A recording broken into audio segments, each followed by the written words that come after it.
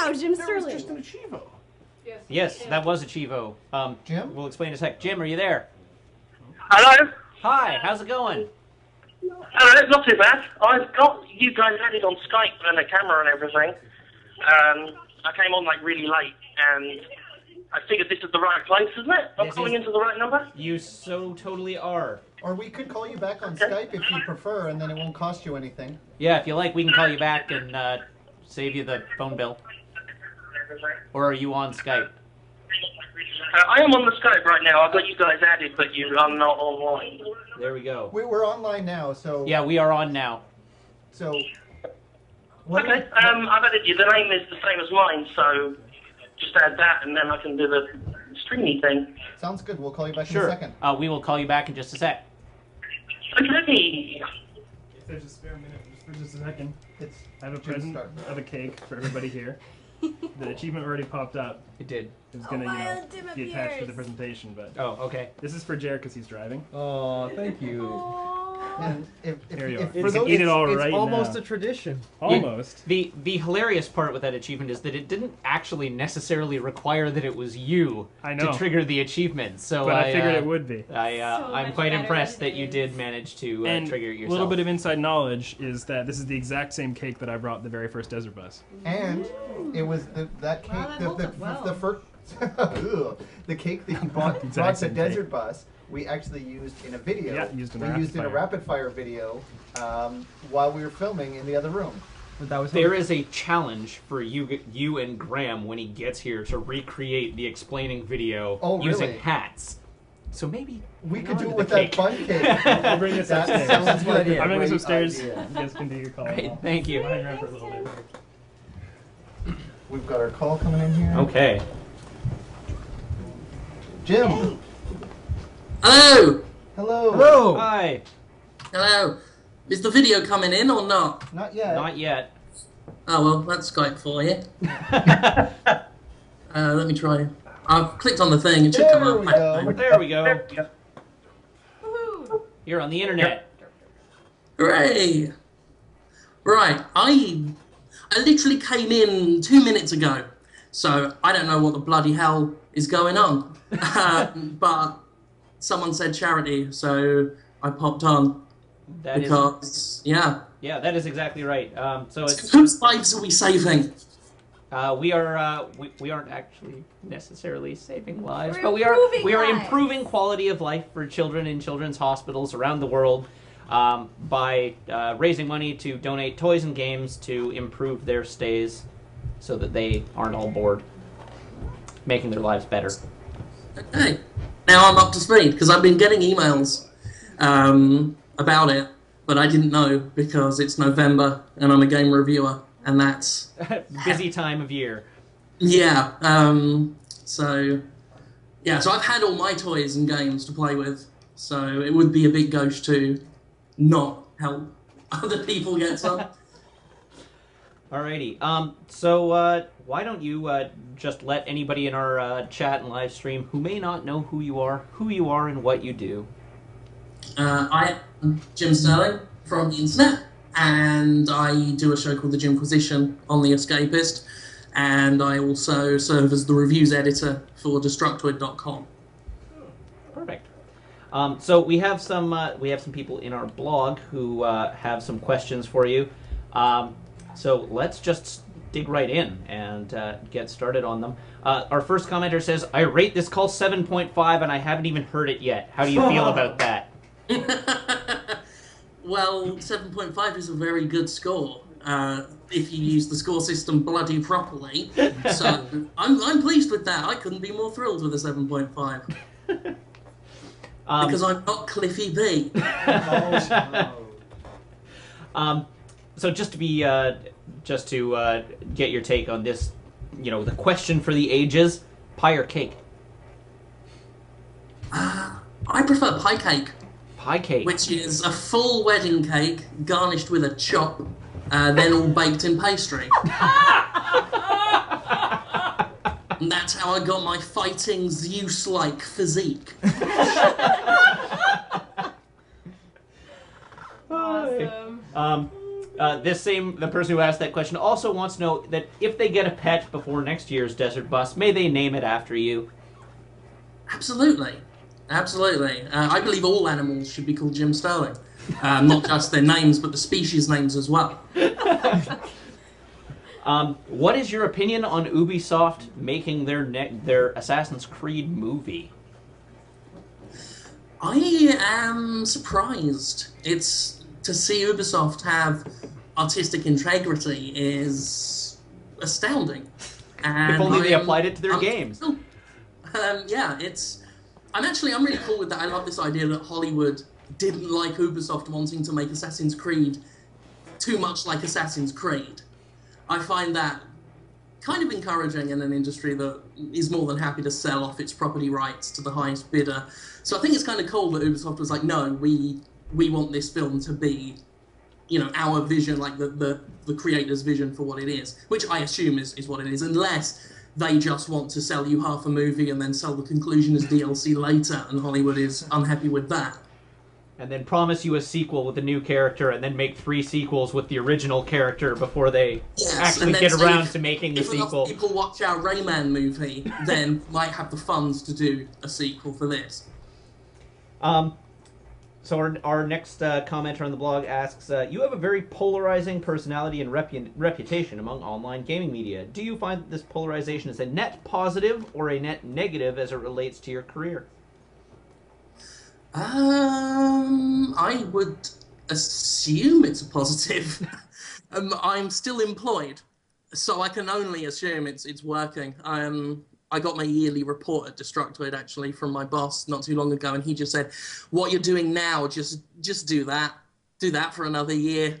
So I'm guessing it's working out okay, and I seem to have done okay on The Escapist, thanks to people watching and liking it and everything. So, yeah, I think it's going pretty well. No one's made good on the death threats yet, so while my heart's still beating, I think we're okay. Okay, as a follow-up to that, what challenges and benefits have you discovered as a result of this reputation? I think one of the challenges is not bloodying my fist when I punch my monitor repeatedly when somebody makes an intellectual and thought-provoking philosophical comment to one of my reviews. I would say, I guess one of the challenges of the polarizing thing is that whenever you try and make a point, people either assume, like if you make a joke, someone assumes you're being deadly serious, and then when you're deadly serious, someone assumes you're joking. And you never really get that, the right message across to certain people, and certain people are always going to deliberately take what you say wrong because then it fits what they already decided. So sometimes I think the message gets lost, which I guess is the biggest downside. Okay, our chat is currently just like demanding that they get a tour of the toys that are on your shelf in the background. So do you want to run us through them? Yeah, let me get the Skype video preview up so I can... I notice it's a bit laggy, but I'll do my best. This is only just a little... I've got a cupboard full of just crap that I get sent from PR. I know on the Jimquisition episodes I've shown off some of the swords and things they send me. Let me get the video preview up just so I know what the camera's looking at, and I will move that around. So we have got...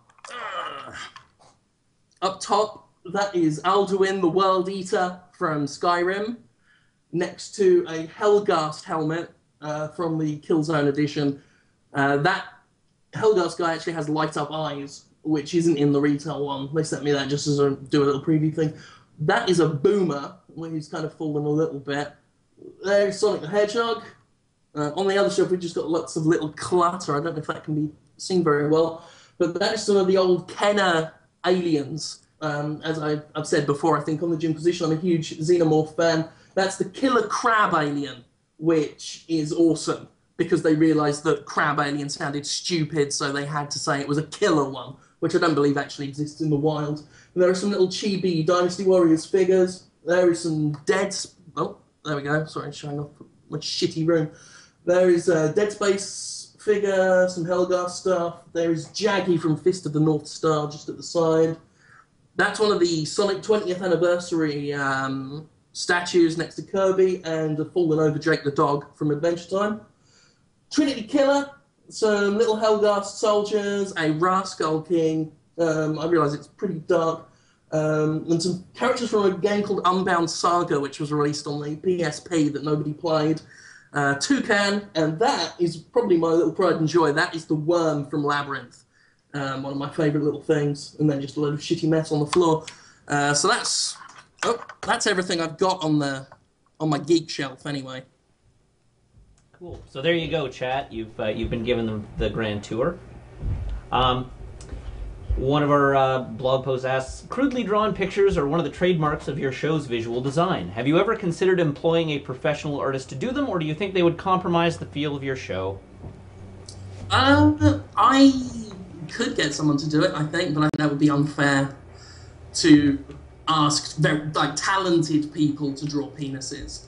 I think it would be an insult to their talent. I've always liked crappy little paint drawings, so I like to do them. I could probably do better. Like I'm a decent hand drawer, but it's just I like the MS Paint look. It amuses me. It doesn't amuse everyone else, but fuck it. Amusing yourself first is always important. Yeah. What would you say is the hardest thing about reviewing games? The hardest thing about reviewing games, for me, it's not repeating yourself. Especially lately, there's been a lot of talk about overuse of words like visceral and immersive. And I guess for me, it's trying to write a review without sounding like you're writing a game review, because you can go to any website and just see, oh, the combat is so viscerally immersive, and that doesn't really tell you anything about the game because everything's viscerally immersive these days. So I guess is trying to be evocative and unique in writing it, which is difficult when you write, this month alone I've written about maybe 10 reviews, and it's hard to get them to look unique and like you couldn't just be talking about any old game when they read it. I'm trying to imagine being immersed in something visceral, and it just seems like it would be very, very viscous. Maybe that's a word to inject into some reviews.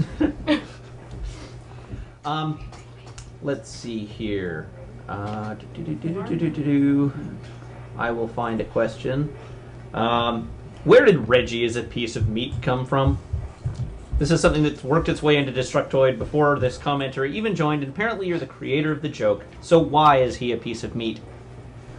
Have you seen him? And I don't mean this as an insult, I think Reggie Fils-Me is a very watchable executive. I enjoy watching him. And I don't mean it as an insult, but he looks like a slab of meat.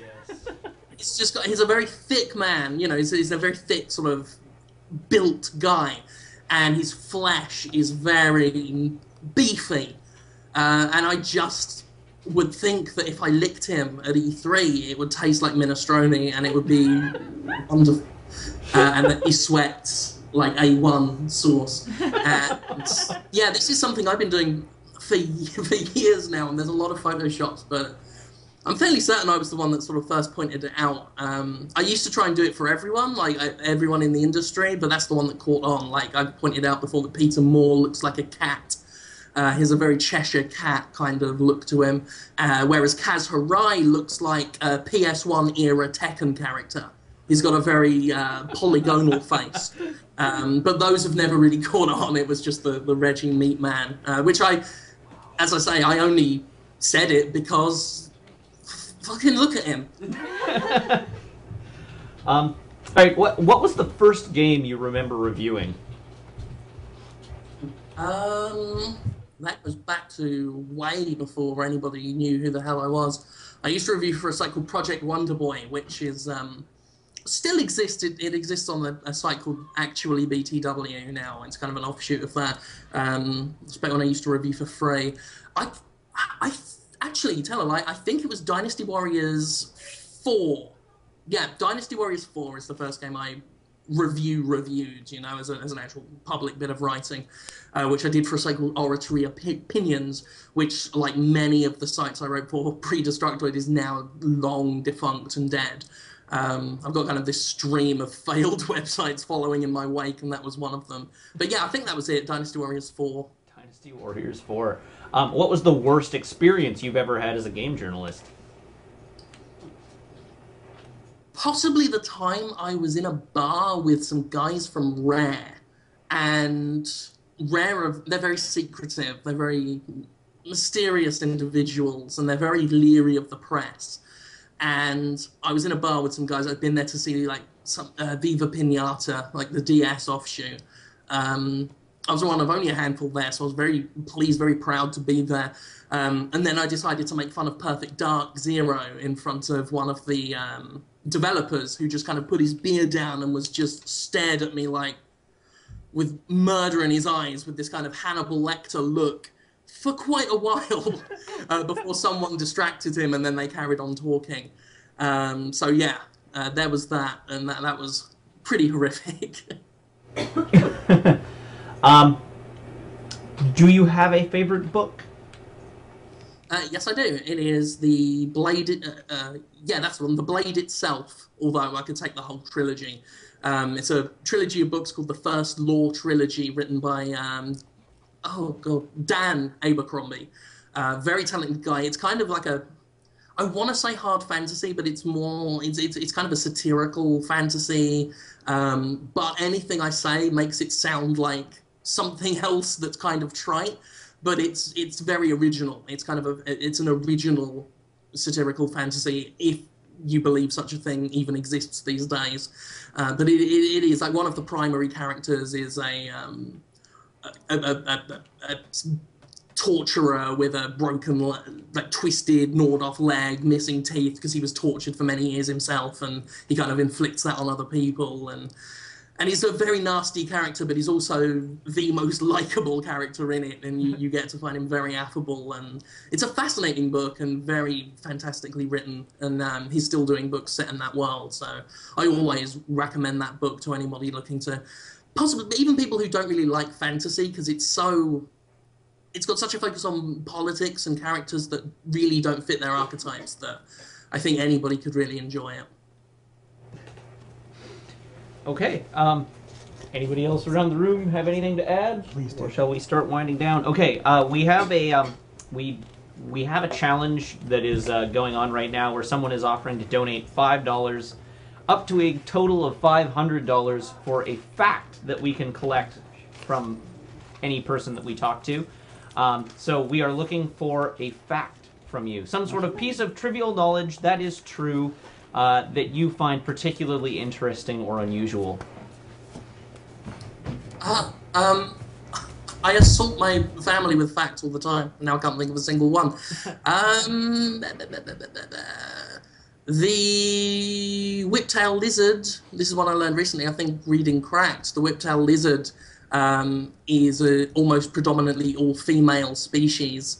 There are no real males there, but they can reproduce on their own, although they need to simulate sex with another female lizard who will hump them until their eggs get big, and then they will give birth to a genetic clone of themselves. Wow. Whoa. Huh. You know, most of the facts we've collected have been about animals. Animals are fascinating. Animals are weird. Yeah, Yeah. the best ones. They are the best ones. Alrighty, well, thank you so much for calling in. I think we're pretty much ready to go, but we again thank you for talking to us. No problem. Anybody who is in the chat who is unaware of your work can find it on The Escapist. You update on Monday, do you not? Every Monday, the Jimquisition. Perfect, the Jimquisition, and then of course The on Destructoid. Where you write things. Many things. Yes, many things. with words that I know. Occasionally punctuation, but not as much punctuation as words. That's right. Alrighty, well, thanks. It's been a pleasure having you with us. No problem. Thank you. Yeah, have a Cheers, good Jim. have a good day. Later. Good luck.